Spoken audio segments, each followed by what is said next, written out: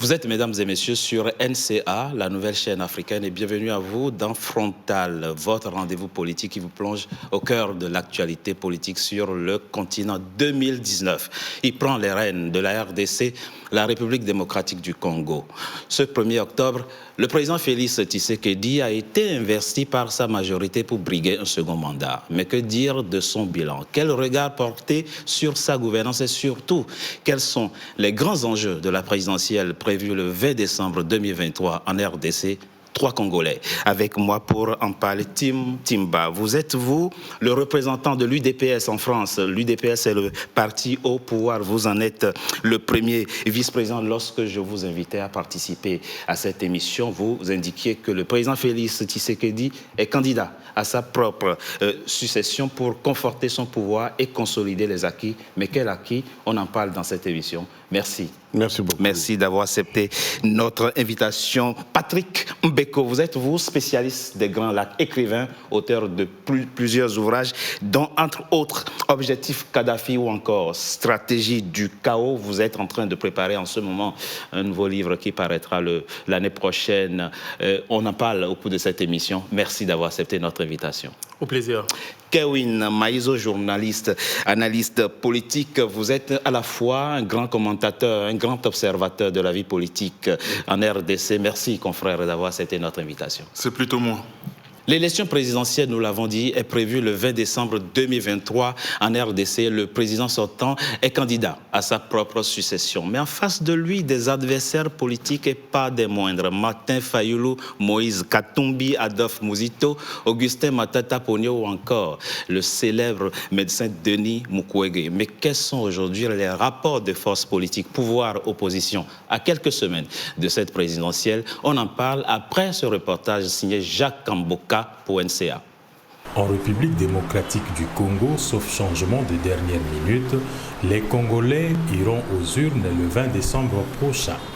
Les enjeux pour ce 4e cycle électoral consistent à l'élection des 500 députés nationaux, plusieurs conseillers municipaux et le président de la République.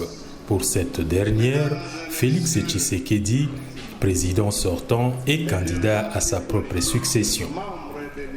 À la tête de l'Union sacrée, une plateforme avec plus de 500 partis politiques, il a été investi le dimanche 1er octobre comme candidat unique de cette plateforme.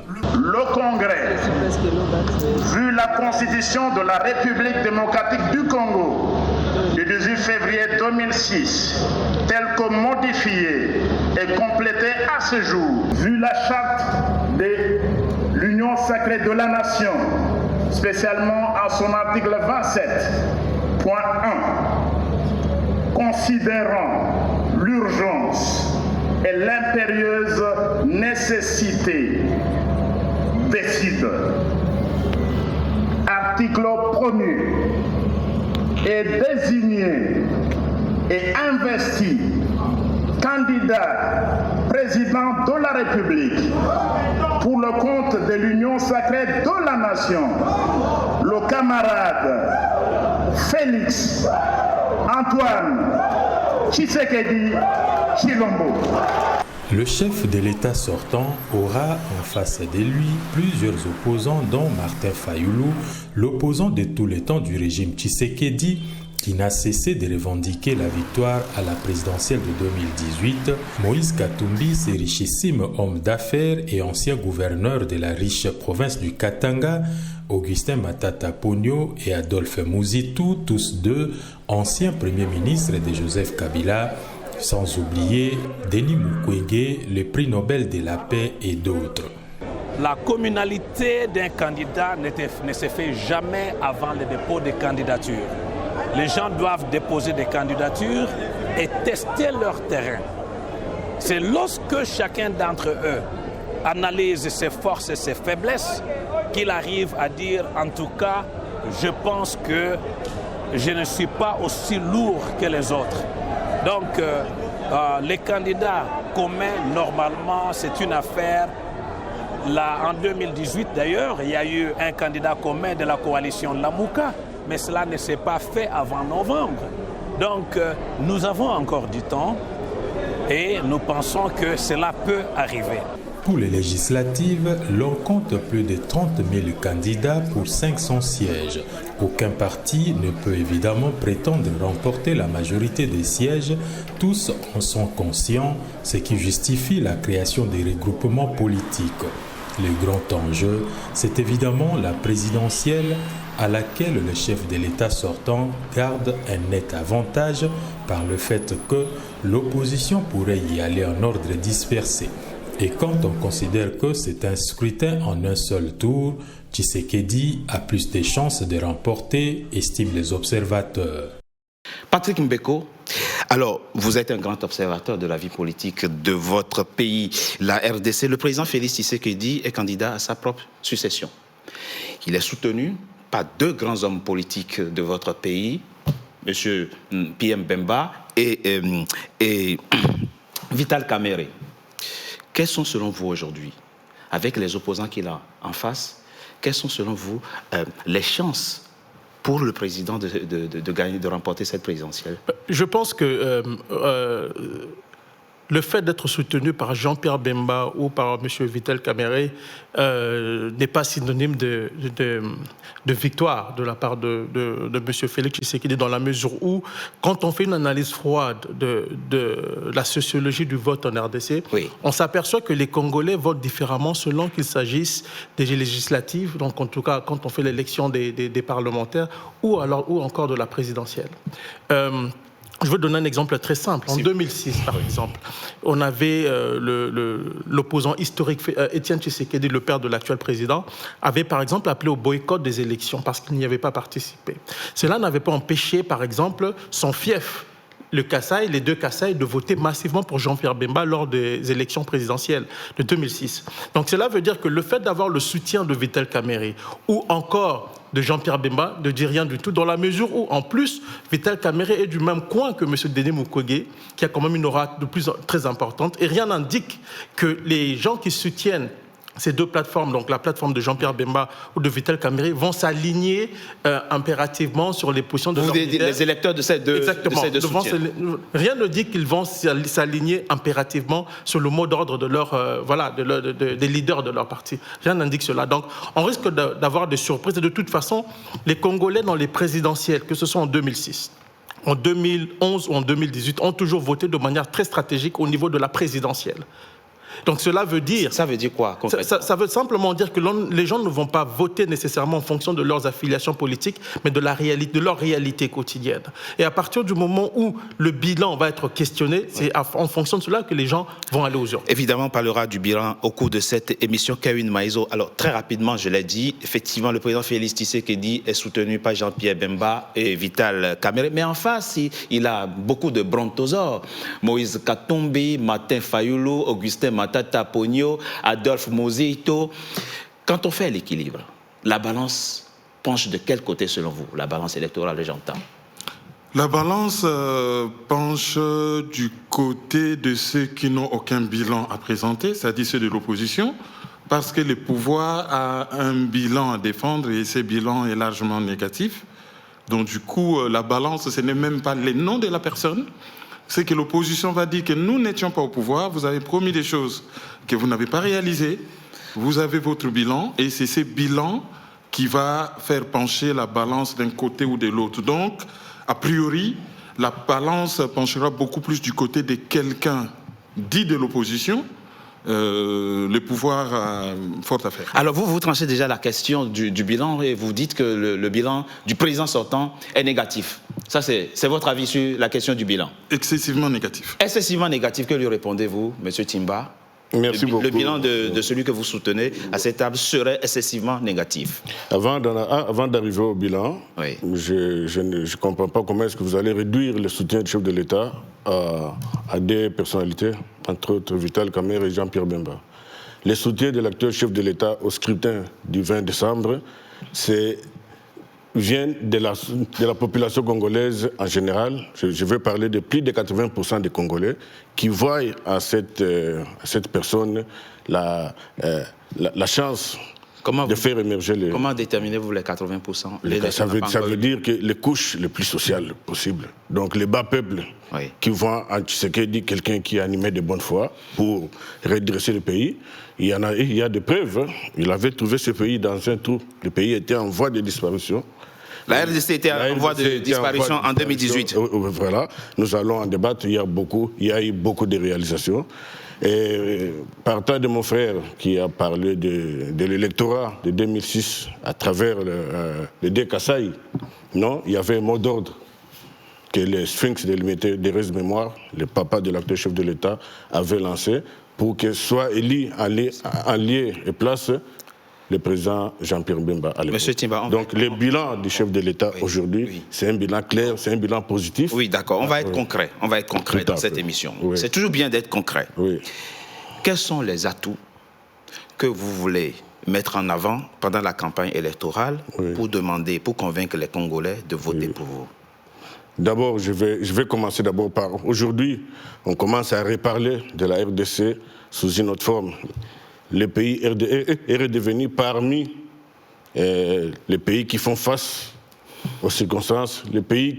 Donc la RDC est devenue parmi les pays dans le Conseil des Nations, par exemple. Oui. Aujourd'hui, quand on parle de la mondialisation, quand on parle même du réchauffement climatique, on trouve qu'aujourd'hui, la RDC est en train de redevenir un pays solution. Ça, c'est un élément capital. Aujourd'hui, s'il faut parler de la RDC, bien, le bilan du chef de l'État, par exemple, nous allons comprendre que aujourd'hui, le budget de la République a quadruplé, par exemple. Ça, c'est dit concret. L'augmentation du budget du fonctionnement de l'État. Le budget de fonctionnement de l'État qui a quadruplé. Évidemment, dans les autres pays, l'objectif, c'est de réduire le coût du fonctionnement de l'État. Quand je parle de budget, ça veut dire le prévisionnel du budget qui va servir. D'accord. Consacré au projet, à la réalisation des projets. Consacré au projet, à la réalisation des projets. Ça, c'est un élément concret. Un élément concret. On ne voit pas trop l'impact positif sur les populations. L'impact positif sur la population, c'est que le président Tshisekedi est en train de transformer l'homme congolais. Pardon? Le président Tshisekedi est en train de transformer l'homme congolais. C'est-à-dire? À travers, d'abord, non seulement l'éducation, mais l'instruction, avec la gratuité de la scolarité de base des enfants. Ça, c'est vrai. Parce qu'à son arrivée, le président Tshisekedi avait trouvé plus de 4 millions d'enfants congolais qui ne pouvaient même pas sortir de leur parcelle. Alors, au début, c'était normal. Ça, c'est totalement vrai. Le président a effectivement rendu... Donc, aujourd'hui, nous avons plus de 7 millions d'enfants. L'enseignement primaire. Plus de 7 millions d'enseignements. Ça va évoluer graduellement jusqu'à l'enseignement universitaire. Plus de 7 millions d'enfants aujourd'hui ont réintégré les cursus scolaires. Ça, ce n'est pas... Quand je parle de transformation d'hommes, on avait trouvé au pays une couche de jeunes qui étaient devenus des criminels. Ah, il n'y a plus de criminels en appelés Koulouna. Non, il y en a. C'est un travail, c'est un processus qui a commencé. Aujourd'hui, ce sont ces jeunes gens-là qui étaient, à l'époque d'ailleurs, fusillés, tués. Ce sont ces jeunes gens-là qui sont en train d'être transformés à travers les services nationaux. Aujourd'hui, ils sont passés des criminels en producteurs. Ça fait enseignement gratuit, quoi. Oui. On évolue, enseignement gratuit. Transformation de l'homme à travers l'encadrement de la jeunesse. Et troisièmement, je vais aller rapidement aujourd'hui sur le plan infrastructure. Bon, par exemple, il y a un projet de 145 territoires qui est en train de voir jour, parce que c'est ce projet-là qui va permettre à ce que le Congo se développe. Alors, à travers chaque territoire, il y aura des infrastructures de base.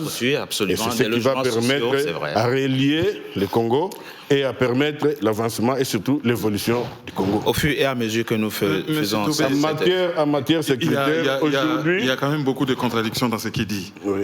Quand il fait le bilan, il parle de 80%. Est-ce que c'est sur le bas des sondages, des statistiques, on ne sait pas. Les derniers sondages font allusion à 76% d'intention de vote. Au profit de M. Tshisekedi. C'est des sondages achetés. Voilà, c'est toujours les bons mots de l'opposition. Et pour donner la parole à mon ami, il n'existe pas l'opposition. Ça, c'est la prophétie de l'IDPS à l'époque. Une fois l'IDPS au pouvoir, il n'y aura plus d'opposition. Bon, déjà, voilà dans un pays occupé juridiquement, il n'y a pas d'opposition. Oui, mais pourquoi il n'y a pas d'opposition? Ce n'est pas qu'il n'y a pas d'opposants. Non, non, monsieur parle de soucimètre. Vous savez les soucimètres? On va laisser Kevin. Il parle de soucimètre. Le soucimètre, c'est un appareil avec lequel on mesure... C'est la réalité de ce qui se passe. C'est un appareil avec lequel on mesure le souci de quelqu'un à faire quelque chose. Monsieur est là depuis 4 ans. D'abord, il est arrivé au pouvoir par un recel des fraudes électorales, ce qui constitue un péché jusqu'aujourd'hui. Il n'a pas été élu, ça c'est clair. Non, ça c'est faux, parce que... Il arrive au pouvoir. On va laisser... Il arrive au pouvoir. La corruption a pris des proportions inquiétantes. On a fait semblant de juger M. Vital Kamerhe pour un projet de 100 jours illégal et anticonstitutionnel. Il est allé en prison, il est sorti. Il a fait un deuxième projet qu'on appelait Tchilégelou. C'est la justice qui l'a libéré, donc sur la base... Oui, mais l'argent, on ne l'a pas retrouvé. L'argent, on n'a pas retrouvé. Et le président de la République a dit que la rétrocommission, pour nous, c'est quelque chose de normal. Nous, on sait que c'est une corruption.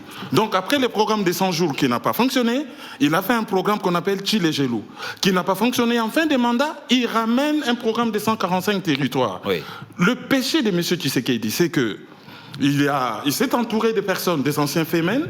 Je parle bien des Femen, des anciens voleurs, des corrompus en Belgique, en France et au Canada. Il s'est entouré de ces personnes qui... Je vous laisse la responsabilité. Franchement. Non, je suis vraiment très sérieux. D'accord. Et ils ont des pédigrés, je peux vous donner leur numéro d'écrou. C'est des Femen et des anciens voleurs. Et ce n'est pas Patrick Mbeko qui va me démentir. C'est des choses connues. Vous appelez les systèmes judiciaires en France, en Belgique, il s'est entouré de ces gens qui sont devenus extrêmement riches. Alors, quand il nous parle de la gratuité de l'enseignement, un programme qui n'a jamais été pensé, planifié, la Banque mondiale a calculé qu'il faudrait 3 milliards de dollars par an pour faire fonctionner ces programmes. La conséquence maintenant, c'est qu'on a plus de 100 élèves par classe avec des enseignants qui ne sont pas payés. Donc, la qualité a considérablement baissé. Quand il nous parle d'équipement, il n'y a pas d'équipement. Combien de kilomètres de route? Il n'y a pas d'infrastructure en RDC. Combien de kilomètres de route? D'accord. Combien de kilomètres d'autoroute? Combien d'hôpitaux? La Banque mondiale est en train de réhabiliter l'hôpital général de Kinshasa suite au Covid et l'argent a été détourné. Bon, on est en train de construire un centre financier, 5 immeubles à 300 millions de dollars, donc surfacturation. Il n'y a rien. Le bilan est largement négatif. Sur le plan droit de l'homme, les opposants sont en prison, les journalistes sont embastillés. Et il a ramené... Les opposants sont en prison en RDC? Ben oui, par exemple, Jean-Marc Kabound, un ancien de l'UDPS, qui est devenu son opposant pour ses candidats à l'élection présidentielle. Il est en prison. Le correspondant de Jeune Afrique à Kinshasa, Stanis Boujakera, est en prison et ce n'est pas le seul. Et puis la corruption. Si vous regardez vraiment tous les grands domaines du développement d'une nation, indice de développement humain, droits de l'homme, tout c'est négatif. Et quand on nous parle que les budgets a quadruplé, sommes-nous sérieux? Sommes-nous sérieux? Mais c'est un budget sans impact, c'est des chiffres lancés comme ça à la volée. Et le plus grand péché de Tshisekedi, dans son bilan, quand vous dites... c'est ce tribalisme abject. Alors, vous évoquez plusieurs problématiques. En même temps, Patrick Mbeko, très rapidement, avant qu'on ne marque une pause, 2 questions de départ ont été posées, notamment la question des rapports de force et la question du bilan. Alors, Kevin Maïzo nous a très rapidement plongé dans la question du bilan et vous avez suivi la réponse de votre compatriote. Quel est votre avis sur cette question-là? Vous pensez aujourd'hui que, comme il le dit, le président a de vrais atouts à faire valoir pendant cette campagne électorale de façon à ce que ses compatriotes votent à nouveau pour lui si on considère effectivement qu'il a... Personnellement, je ne pense pas. Et je pense que M. Félix Tshisekedi avait d'ailleurs déclaré, parce qu'il y a une question qui n'a pas été abordée, qui est très importante pour beaucoup de Congolais, c'est celle de la sécurité. L'Est du pays est occupé par des forces du M23 soutenues par le Rwanda. Donc si on avait une diplomatie active... Comme le Rwanda dément. Le Rwanda dément, mais pas les rapports des Nations Unies. Et je tiens à rappeler d'ailleurs, peut-être que mon compatriote ne le sait pas, selon le dernier rapport des Nations Unies publié en juin 2023, il y a plus d'1 million de Congolais qui ont été déplacés par les combats à cause du M23. Et donc, si on avait une diplomatie qui marchait, on aurait pu obtenir la condamnation du Rwanda, ce que nous n'avons pas obtenu jusqu'à présent.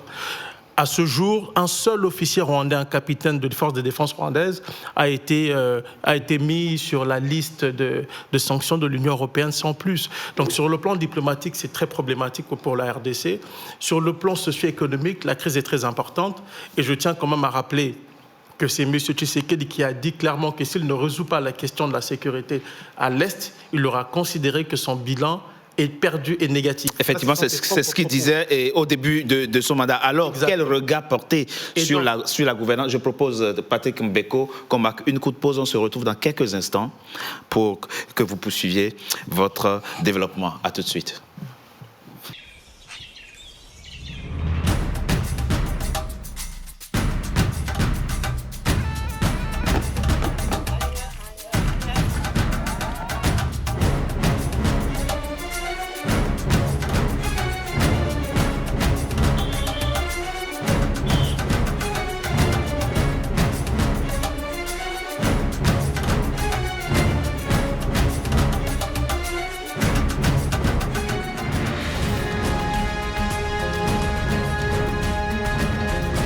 NCA, la nouvelle chaîne africaine.